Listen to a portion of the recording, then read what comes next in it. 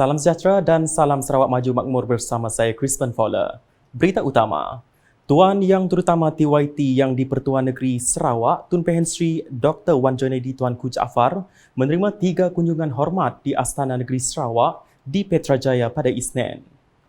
Kunjungan pertama adalah daripada Pesuruhjaya Tinggi Republik Singapura ke Malaysia, Venugopala Menon bagi membincang dan memperkukuh kerjasama dalam bidang ekonomi hijau.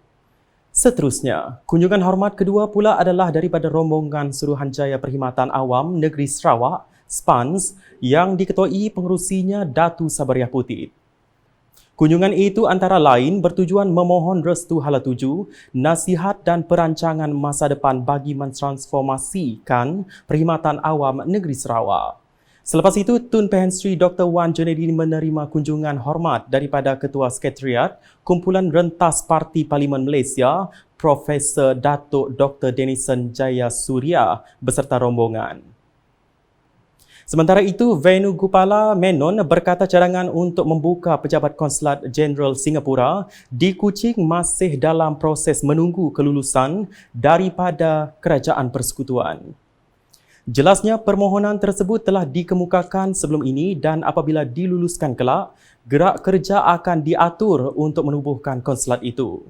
Prime Minister Anwar Ibrahim told my Prime Minister that Premier Abang Jo had raised it with him, and the Prime Minister is okay with the idea of Singapore opening our consulate, and therefore we are putting the request. We're waiting for reply from the federal government, and when the approval comes through, I think we will start work on establishing the consulate in Kuching.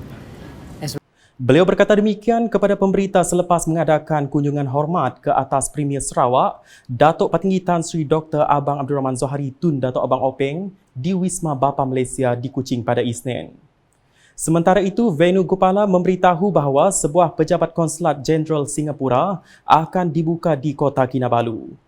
Hadir sama dalam kunjungan hormat tersebut iaitu Timbalan Premier Sarawak, Dato' Amar Awang Tengah Ali Hassan dan Setiausaha Kerajaan Sarawak, Dato' Amar Muhammad Abu Bakar Marzuki.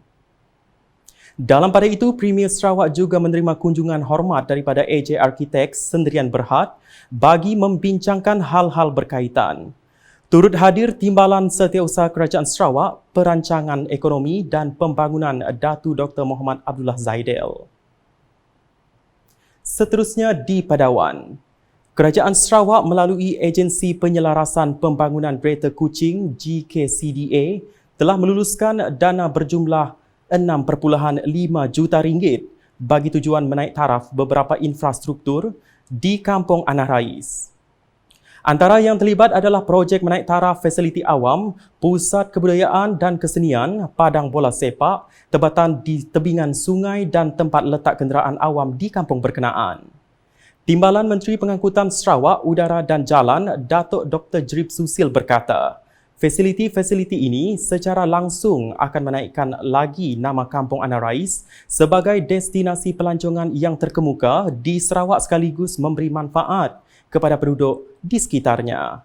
Beliau berkata demikian semasa berucap dalam majlis penutupan pertandingan bola sepak Piala Bianah dan Piala Araf 2024 di Padawan pada Ahad. Untuk makluman, pertandingan tersebut merupakan yang terakhir bagi Padang Anah Rais kerana padang tersebut akan digunakan sebagai pusat kebudayaan dan kesenian daerah Padawan. Bagaimanapun, Datuk Dr. Jerib yang juga ahli Dewan Undangan Negeri Adun Mambung memberitahu penduduk tidak perlu risau kerana Kampung Anah Rais bakal mempunyai sebuah padang bola sepak yang baharu bagi menggantikan padang yang sedia ada. Ujarnya pengantian tersebut adalah untuk memberi laluan kepada pembinaan amphitheater atau pusat kebudayaan kesenian yang akan mengetengahkan lagi seni budaya masyarakat Bidayuh terutama masyarakat Bianah. Dalam perkembangan lain, Datuk Dr. Jerib berkata, GKCDA juga telah memperuntukkan dana berjumlah 5 juta ringgit bagi membina jalan pertanian yang menghubungkan Kampung Danu dan Kampung Bengoh. Menurutnya, pembinaan jalan tersebut dapat membangunkan ekonomi penduduk setempat melalui aktiviti pertanian seperti kopi dan sebagainya. Beliau berkata demikian semasa berucap dalam majlis perasmian Dewan Serbaguna Kampung Danu di Padawan pada Sabtu.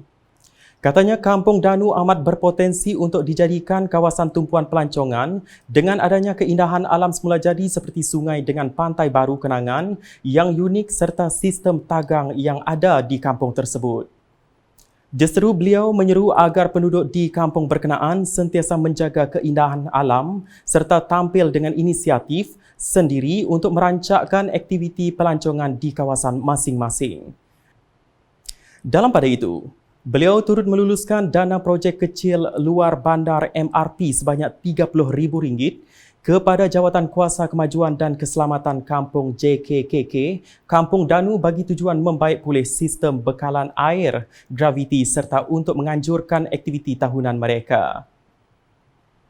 Manakala di Lubuk Antu, Timbalan Menteri Perdagangan Antarabangsa Industri dan Pelaburan Sarawak, Datuk Dr. Malcolm Musin Lamoh telah menyalurkan dana projek kecil luar bandar MRP berjumlah RM30,000 kepada Persatuan Tua Pekong, Lubuk Antu. Menurut beliau, pemberian dana tersebut bertujuan membantu persatuan tersebut menganjurkan lebih banyak aktiviti yang berfaedah kepada penduduk sekitar Lubuk Antu pada masa akan datang. Beliau berkata demikian semasa berucap dalam Majlis Makan Malam Tahun Baru Cina 2024, Lubuk Antu pada Ahad. Tambah adun batang air itu lagi, beliau akan menyokong penuh permohonan untuk menaik taraf Tua Pekong, Lubuk Antu melalui peruntukan unit hal ehwal agama-agama lain Unifor. Justeru beliau menyarankan agar persatuan tersebut dapat membuat permohonan segera agar proses penyaluran dana dapat dibuat dalam masa terdekat. Untuk makluman, majlis tersebut adalah bersempena dengan penutupan Tahun Baru Cina dan meraikan kejayaan program perarakan Juntoi di Lubuk Antu selain beramah mesra bersama dengan masyarakat di sana.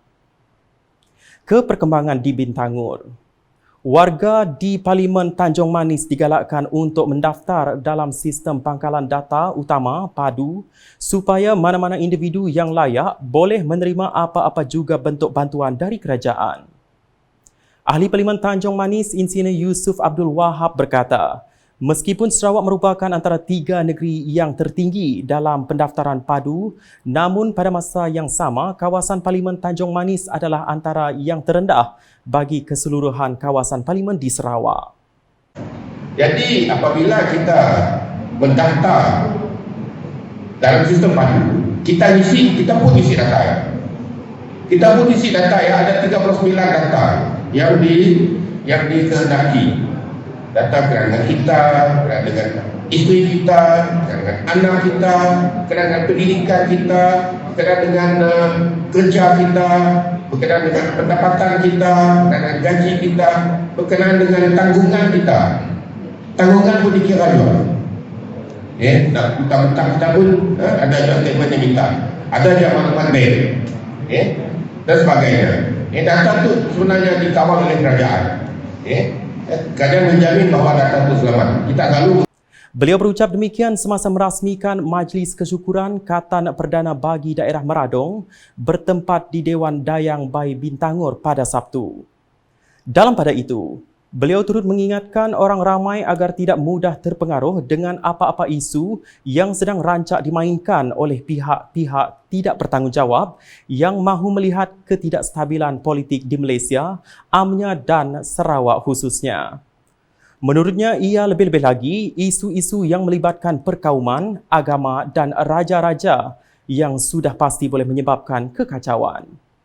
Beliau juga mengucapkan terima kasih kepada Jawatan Kuasa Pengelola yang telah berjaya melaksanakan program Katan Perdana yang turut mendapat kerjasama serta bantuan dari Timbalan Menteri di Jabatan Premier Sarawak, Hal Ehwal Korporat, Penerangan dan UKAS merangkap adun semop Datuk Abdullah Saidul.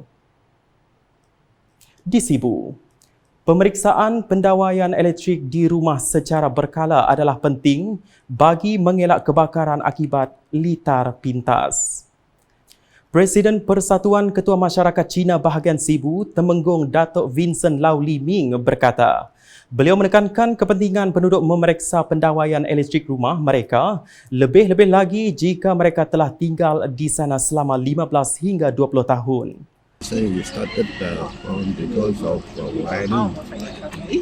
So I think very important now for the safety of the house. Very important the people have to check the wiring because after 15-20 years, I think the people have been staying here for 20 years already. After 20 years, they better check the wiring, because if wiring problem, they can catch fire.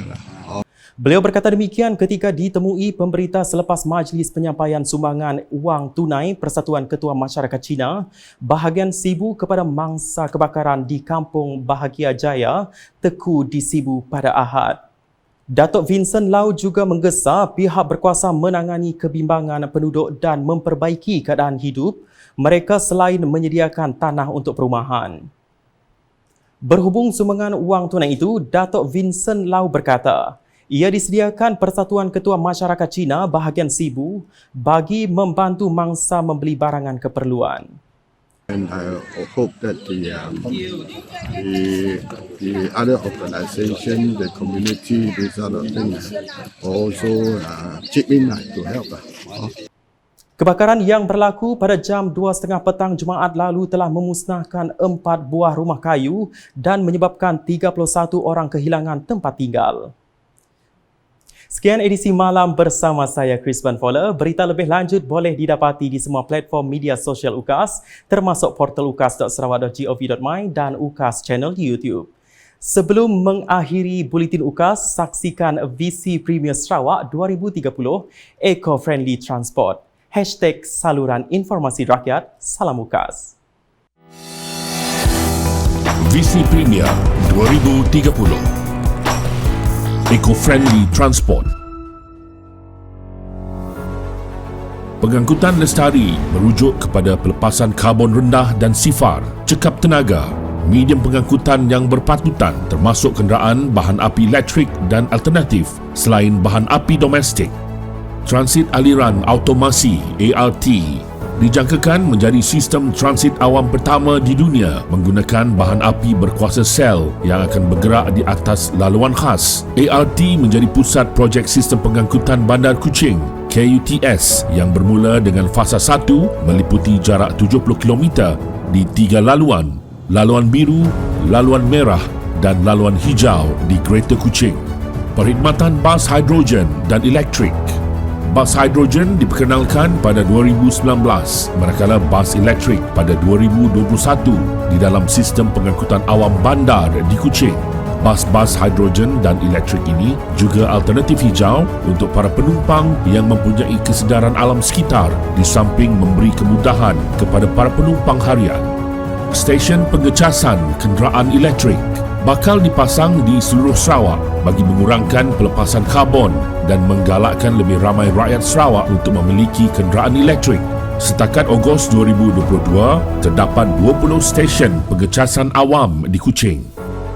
Dengan kepimpinan Premier yang berwawasan, Sarawak akan menjadi peneraju di peringkat nasional, malah ke peringkat global di dalam pelaksanaan pengangkutan mesra alam. VC Premier Sarawak Maju 2030.